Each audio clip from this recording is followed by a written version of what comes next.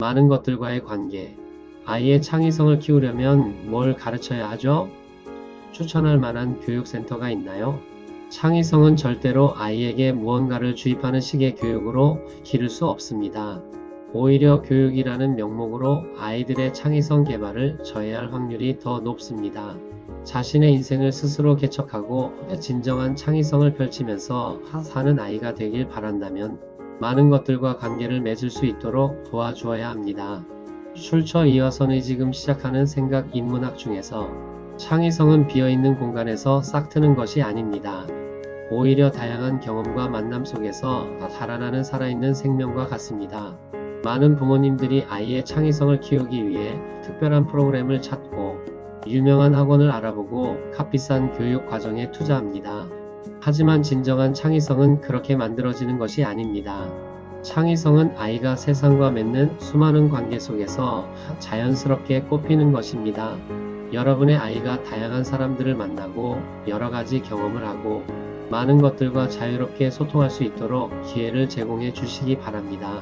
우리는 흔히 교육을 채워주는 것이라고 생각합니다. 아이의 머릿속에 지식을 넣어주고 기술을 가르쳐주고 정답을 알려주는 것이 교육이라고 믿습니다. 그러나 이런 방식의 교육은 아이를 수동적인 존재로 만들어 버립니다. 아이는 단지 정보를 받아들이는 그릇이 되고 스스로 생각하고 탐구하는 능력을 잃어버리게 됩니다. 진정한 교육은 아이 안에 이미 존재하는 호기심과 탐구심을 일깨우는 것입니다.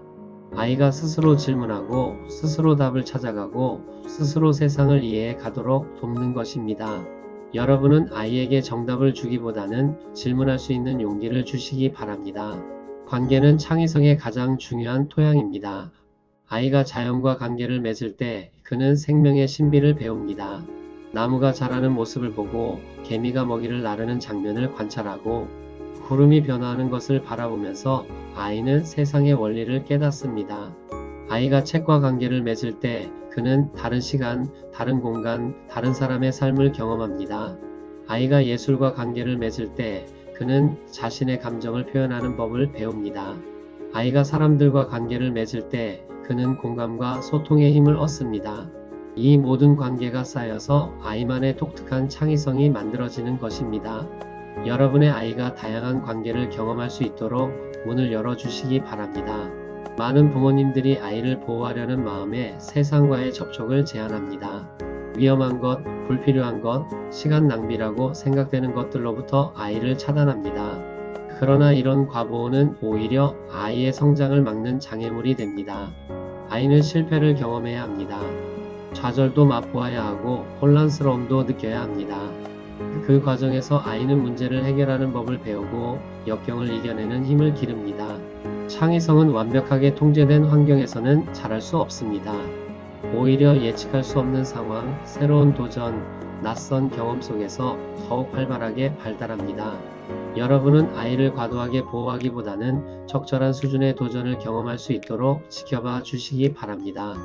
관계를 맺는다는 것은 단순히 많은 것을 접하는 것이 아닙니다.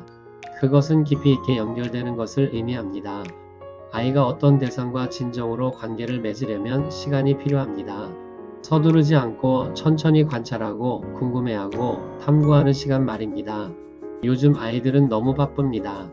학원 스케줄에 쫓기고 숙제에 시달리고 끊임없이 다음 활동으로 이동합니다. 이런 환경에서는 어떤 것과도 깊은 관계를 맺기 어렵습니다. 아이에게 필요한 것은 더 많은 프로그램이 아니라 자유롭게 탐구할 수 있는 여유로운 시간입니다.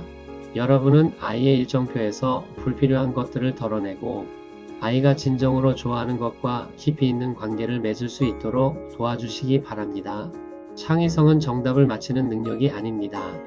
그것은 새로운 질문을 던지는 능력입니다. 기존의 방식에 의문을 품고 다른 관점에서 세상을 바라보고 독특한 해결책을 찾아내는 것이 진정한 창의성입니다. 이런 능력은 정해진 커리큘럼을 따라가는 교육으로는 기를 수 없습니다. 오히려 아이가 자유롭게 생각하고 실험하고 실수할 수 있는 환경이 필요합니다.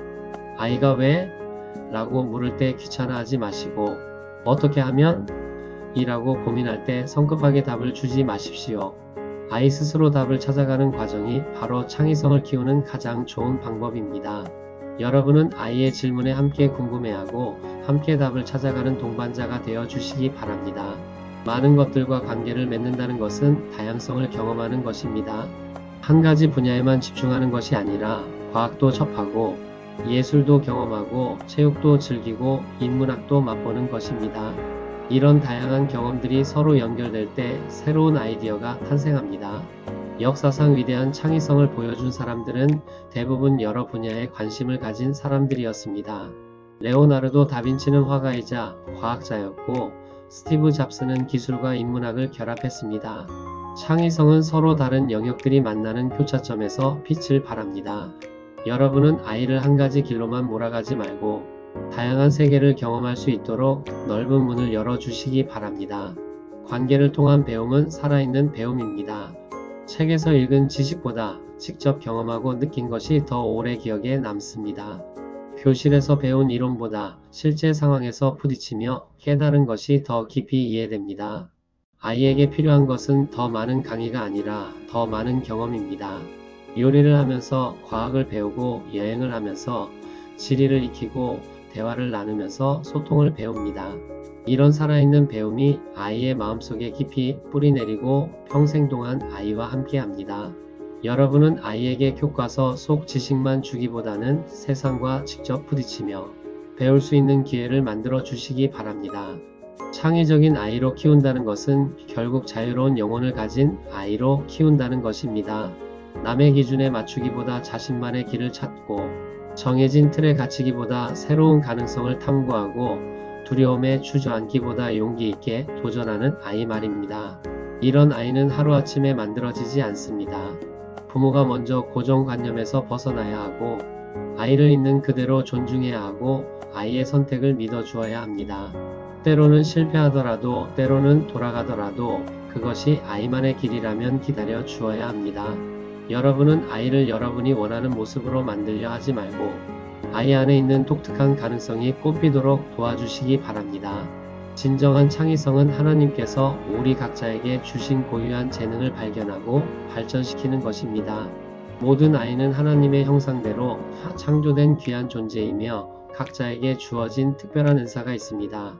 우리 부모의 역할은 그 은사를 억누르거나 다른 것으로 바꾸려 하는 것이 아니라 그것을 발견하고 키워주는 것입니다.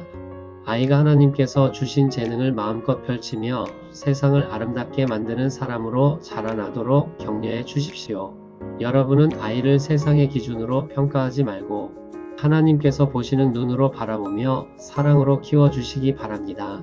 그럴 때 여러분의 아이는 진정으로 창의적이고 행복하고 의미 있는 삶을 살아갈 것입니다. 우리는 그가 만드신 바라 그리스도 예수 안에서 선한 일을 위하여 지으심을 받은 자니 이 일은 하나님이 전에 예비하사 우리로 그 가운데서 행하게 하려 하심이니라. 에베소서 2장 10절 말씀.